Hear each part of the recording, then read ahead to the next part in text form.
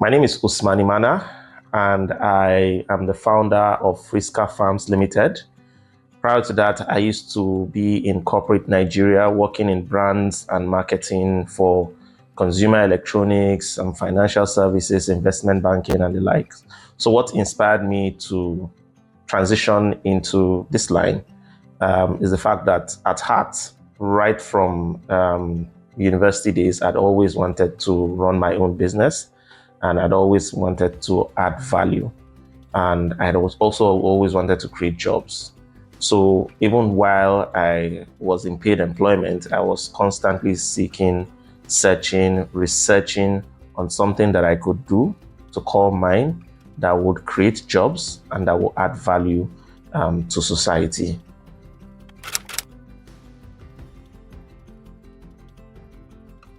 So my experience in marketing, brands and marketing and business development, and even in paid employment generally, has really played a key role in how Friska has evolved. You know, a lot of people say that a paid job is that when people are in paid employment, you know, that they are being paid to pursue their dreams, and there's a lot of negativity towards paid employment. But I don't think that is true. I think that working for a structured organization is like, attending an MBA and being paid for it, because everything that we've applied in growing Friska were things that, we were immersed in when I was in paid employment. I always tell people that, as long as you are creating value in any enterprise, it can be big. What differentiates a shoemaker from a shoe company are the systems that you put in place and the experience that you get working for a structured organization. Is that, if you pay attention properly, which I did, you'll be able to understand how the different parts of the business works together. You'll be able to understand firsthand how to apply systems. I mean, there are things that I learned from working in different organizations that, I didn't get in the MBA class. So I would say that, understanding how system works, corporate governance, the relationship between production, marketing, finance, internal control, and the likes, are what we've applied to, the value that we create, that we've been able to build a company, build a brand that has sustained us for this long.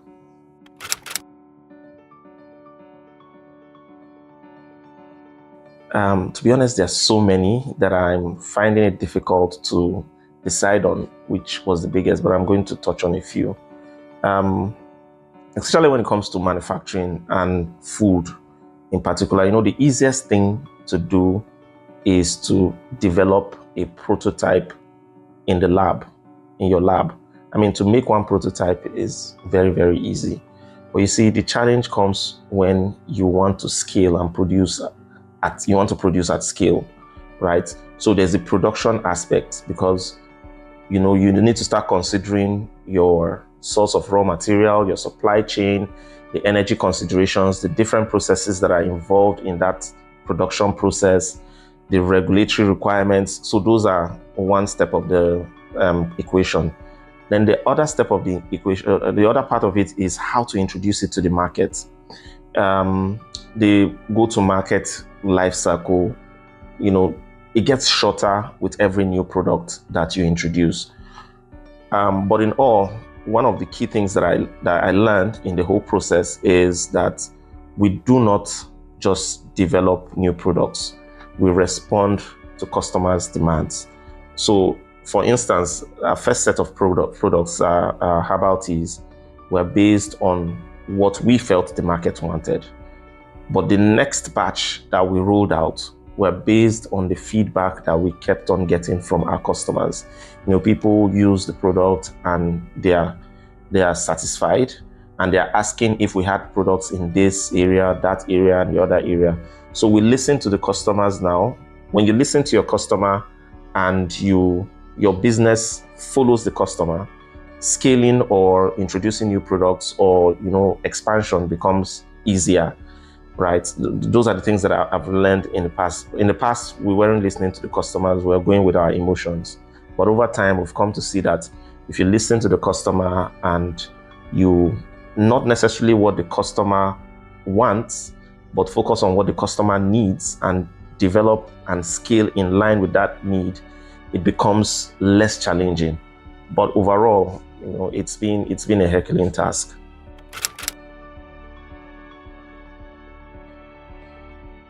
So the strategies to build trust, from the onset, maybe because of my background in brands and marketing, we'd always been deliberate about the brand, right? We weren't product centric. We are brand centric. And the thing about building a brand is one of the core components is trust. Customers have to know you, they have to trust you, and your products need to work for them. So we are very, very careful when we formulate. We're also very careful how we market a product, and we don't just sell products to customers. We also invest in creating content that educates them. We help the customers, right? And we follow the customers along the line. So we're very strong on testimonials. We are strong on partnerships with health institutions, health professionals, and we are strong on consumer education and also finding ways to connect customers to solutions that are even outside our own purview for them to get the result that they are looking for. What I always tell my people is that we should not always put money first. We always put the customer first, and we make sure that the customer sees that we empathize with them. So over time, that has helped us to build trust. It's also, like I said, in the way we communicate.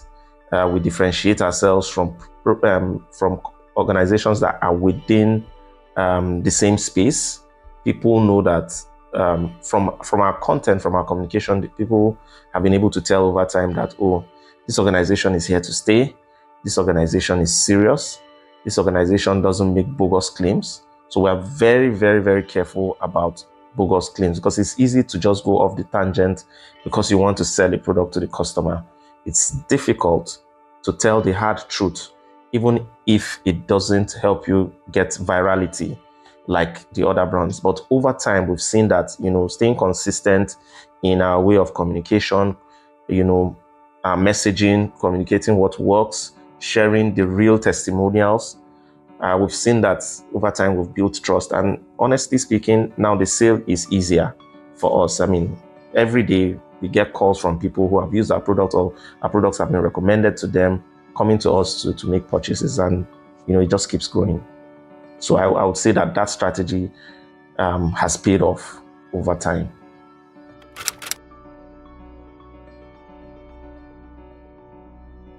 So our overall strategy as a nutrition brand is actually hinged on helping to eradicate hunger and malnutrition in Africa.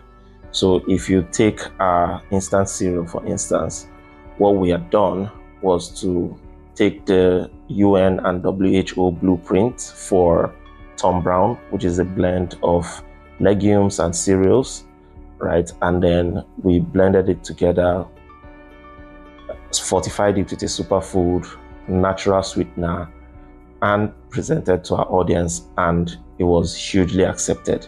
The beauty of this is that because we are using locally sourced staples and also locally grown superfoods, we are able to produce very nutritious, nutrient-dense formulas at very affordable price. So we are the most affordable in the market, and and one of the most nutritious. And we've worked with a lot of international agencies like Lagos Food Bank through their Numen project, Birthright International through their malnutrition program. We've worked with local governments and subnationals to produce affordable and nutritious solutions for the general public. And like I said, that is what our strategy is hinged on. Um, everything we produce is centered around those things: nutrition and affordability and availability. So this means that we will always source locally. We will source for local raw materials that are available, that are staples, that are affordable, and we will always figure out a way to formulate such that we fortify with, again, locally grown and locally sourced superfoods that would make those staples nutrient dense. We believe that affordability is key in this eradication of hunger and malnutrition. But just because it's affordable doesn't mean that it should not be nutritious, which is the reason why we always fortify with a superfood.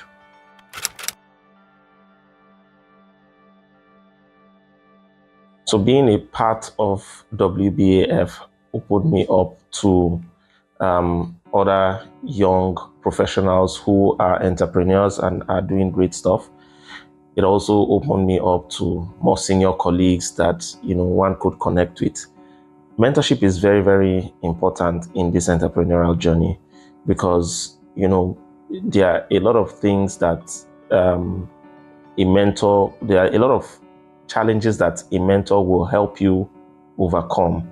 And this is not to say that experience doesn't help you get there, but with a mentor you are able to learn from people's experiences and then reduce the learning curve.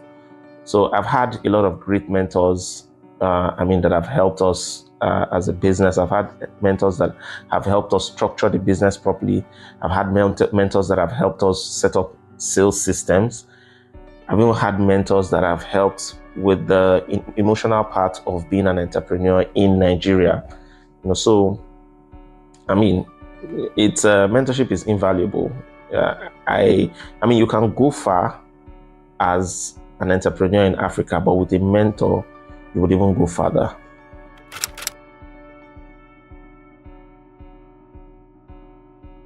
I think that, because Nigeria and Africa as a whole, we are a very, very peculiar market, right? It's very different from what you have in other developed parts of the world. Building in Africa or Nigeria means that you have decided that you are going to be your own government, in the sense that you are sorting out power, you're sorting out a lot of your infrastructure, you're working in unstructured markets, you're navigating supply chain.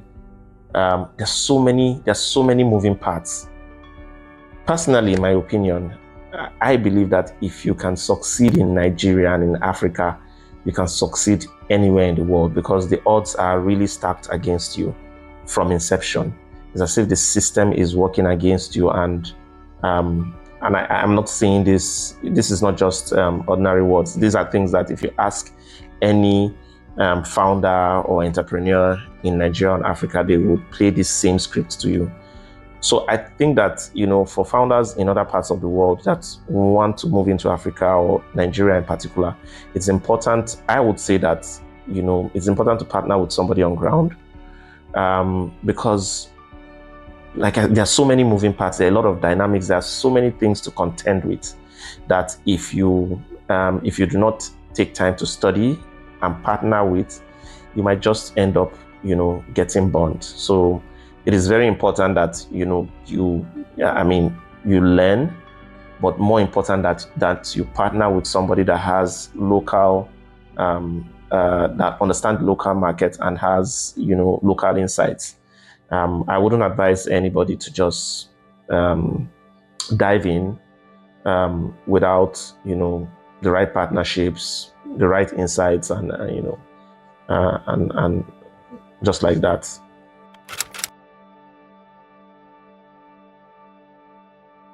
So my advice will always be this, and it's based on value, right? Regardless of, an investor is an investor, regardless of where they are from. And one culture or language that investors speak is value. I think that the first thing is to be able to communicate your value to the investor. Any investor that sees value would be interested. I think that value comes first before you start to navigate nuances, cultural differences, and the like. I mean, it's always good to have local insights and considerations of, investor backgrounds and the likes. But what is key for me is the value. The money and the investments will always chase value. I mean, there are investors that also have, they have segments or sectors or courses that they are passionate about and would tilt towards and will have a bias towards. But ultimately, that value needs to be communicated. The investor needs to know that they can trust and that their funds are safe, and that the founder knows what they're doing, they knows their onion, they have enough experience, and they have the right team. But like I said, overall, top on the list is communication of the value in a way that the investor sees that value. Then we can start to navigate we can start to navigate things like cultural value, background, biases, and the like. Value is key and is universal.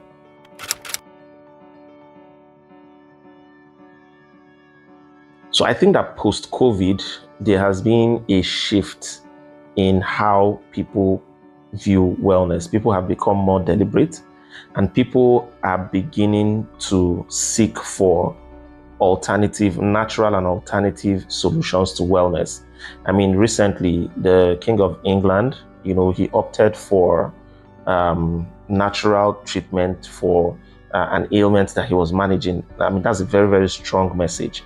I think that, the Asians have over time, capitalized on natural and alternative medicine. They've been serious about it, and Africa is just coming to the party. I think that the world is shifting towards organic, natural, and alternative wellness, and the market will continue to grow. And, innovative founders that are coming into this space just need to know how to look for the right niche and position themselves properly and craft their message in such a way that it resonates with the customer. But all in all, the market keeps growing. We are seeing it from our own side as a business. More and more people are becoming conscious about natural and alternative and organic means of, managing lifestyle ailments and even, other ailments. People are beginning to see that, at the end of it all the solutions to our wellness and health challenges still lies in nature, and they are being more receptive towards, seeking those solutions directly from nature.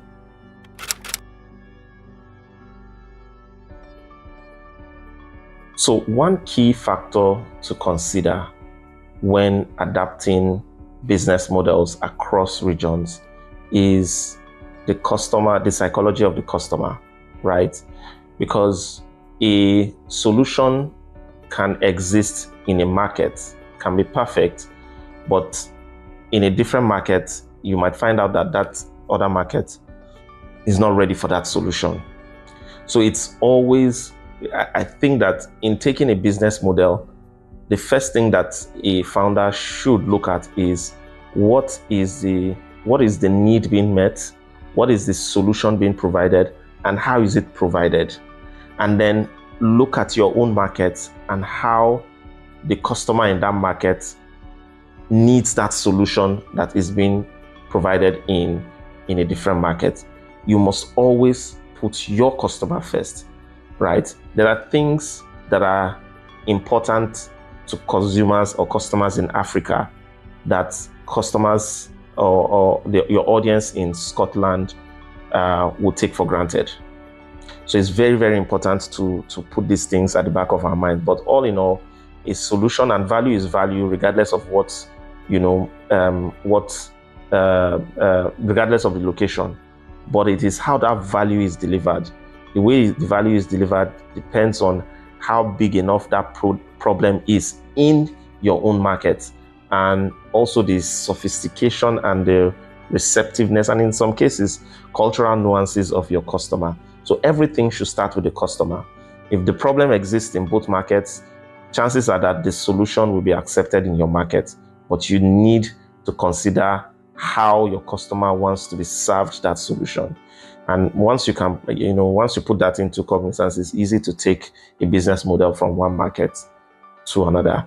I mean, a lot of African founders have brought in solutions from the West and that have become successful in Nigeria and across Africa. So I don't see why, it shouldn't be the same the other way around.